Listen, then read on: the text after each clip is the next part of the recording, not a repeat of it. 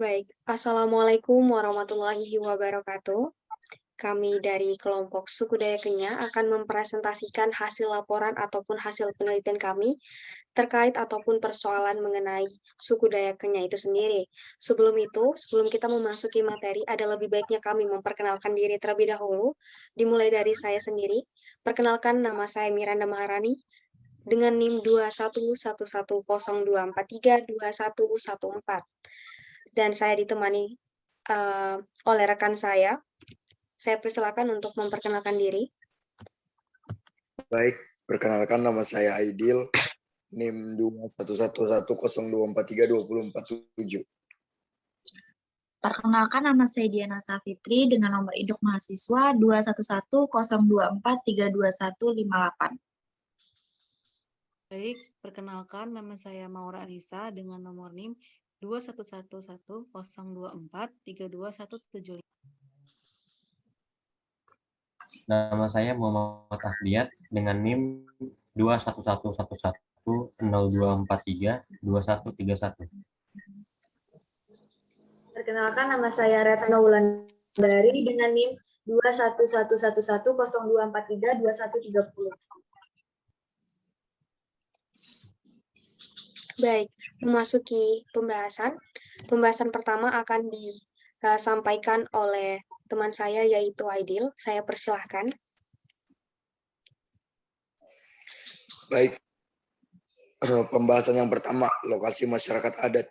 Masyarakat adat Dayak Kenya berlokasi di Desa Pampang, Kelurahan Sungai Siring, Kecamatan Samarinda Utara, Provinsi Kalimantan Timur. Next. Selanjutnya mata pencaharian suku Dayak Kenya di Desa Pampang untuk keberlangsungan hidup dengan bercocok tanam, dilengkapi dengan berburu dan menangkap ikan untuk sumber makan yang mereka butuhkan. Jadi suku Dayak Kenya ini lebih banyak dari mata pencariannya yang lebih ke daerah-daerah yang perairan, contohnya kayak ke sungai. Ya, selanjutnya akan dipresentasikan teman saya. Kemudian itu ada bahasa sehari-hari yang digunakan oleh masyarakat Dayak Kenyah, yaitu bahasa Dayak Kenyah, yang merupakan salah satu bahasa daerah yang berada di Indonesia sebagai bahasa daerah yang eksistensinya masih dipakai dalam berkomunikasi, dihargai, dipelihara oleh masyarakat dan negara karena bahasa Dayak Kenyah merupakan bagian dari kanzah dan budaya Indonesia. Kemudian agama. Masyarakat Kenyah di Desa Pampang yang mayoritasnya beragama Kristen dan sebagian besar masyarakat Dayak Kenyah yang sebelumnya beragama Keharingan kini memiliki kekristenan, namun kurang dari 10% yang masih mempertahankan agama Keharingan. Agama Keharingan sendiri telah digabungkan ke dalam kelompok agama Hindu sehingga mendapatkan sebutan agama Hindu Keharingan. Selanjutnya akan dilanjutkan oleh teman saya. Silahkan. Selanjutnya ada hukum adat yang berlaku. Jadi di Desa Pampang itu masih ada hukum adat ya. Salah satunya adalah upacara pelas tahun. Jadi upacara pelas tahun ini diselenggarakan sebagai wujud kepada Tuhan yang telah memberikan anugerah berupa hasil panen. Nah, terus upacara ini tuh dilaksanakan setiap tahunnya, khususnya pada bulan Juli. Namun yang menjadi persoalan adalah dengan meninggalnya seseorang, maka timbul masalah bagaimana dengan harta yang ditinggalkan. Siapa yang memegang dan mengelolanya? Siapakah yang berhak menjadi ahli waris dan berapa bagiannya masing-masing? Next.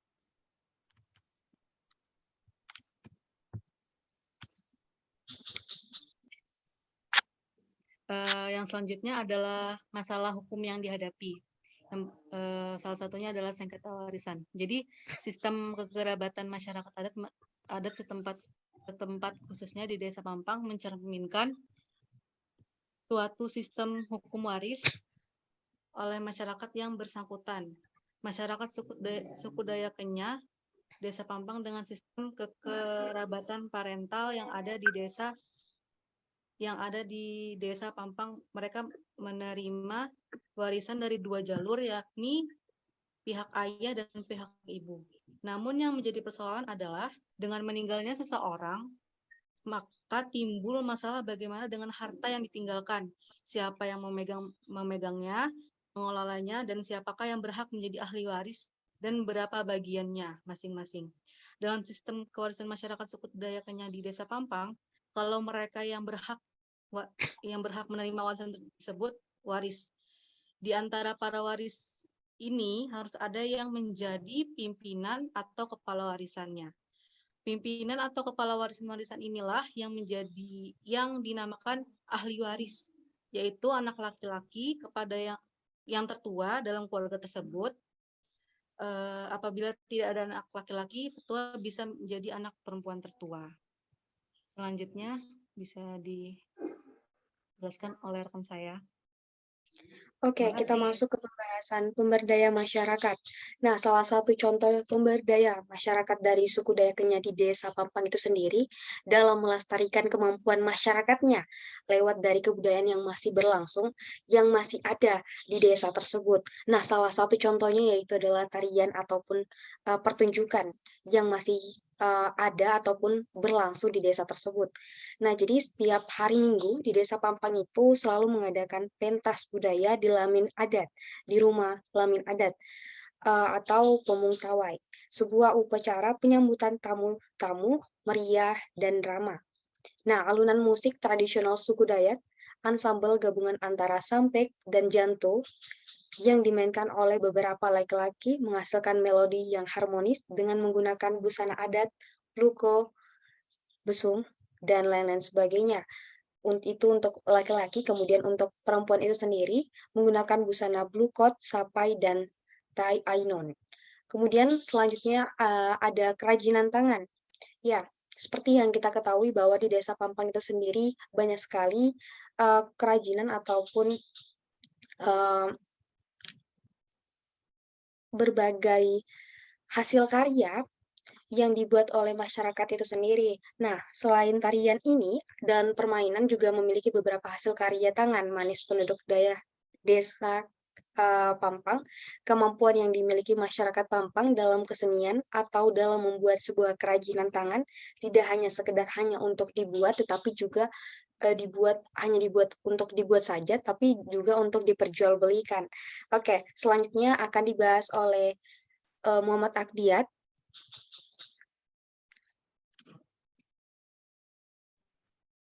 Yang kesembilan, apakah sudah ada pengakuan masyarakat adat oleh pemerintah?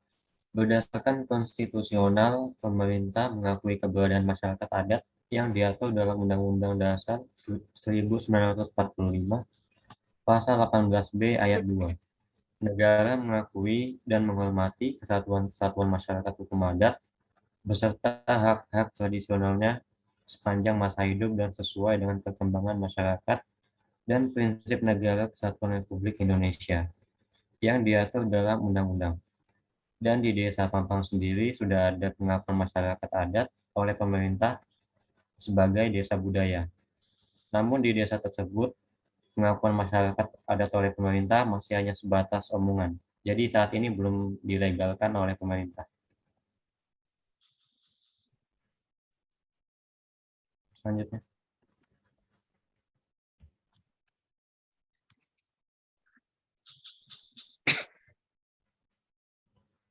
Yang ke-10, apakah sudah ada pengakuan wilayah adat?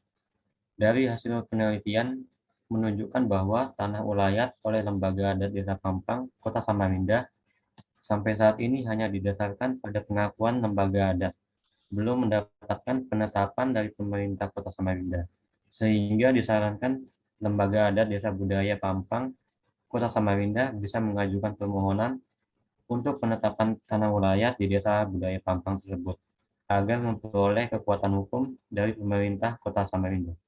Selanjutnya akan dibacakan oleh Retna Wulandari.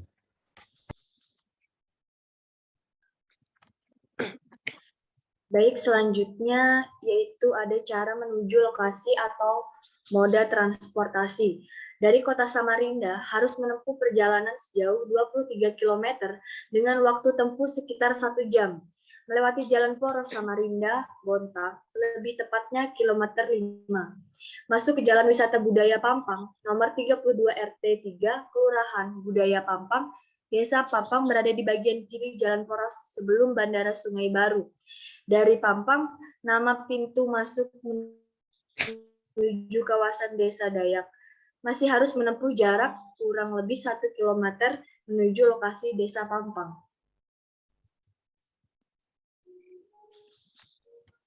Next. Selanjutnya ini adalah foto masyarakat adat. Ini contoh gambar masyarakat adat.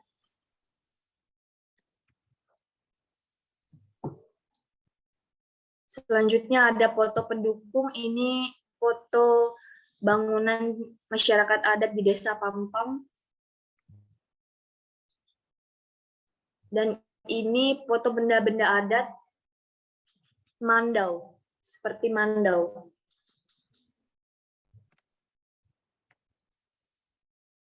Oke, itulah tadi hasil laporan ataupun hasil penelitian kami terkait suku Dayak Kenya yang ada di Desa Pampang itu sendiri.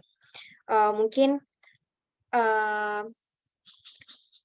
itulah kami tutup. Sekian dari kami. Wassalamualaikum warahmatullahi wabarakatuh. Waalaikumsalam warahmatullahi wabarakatuh.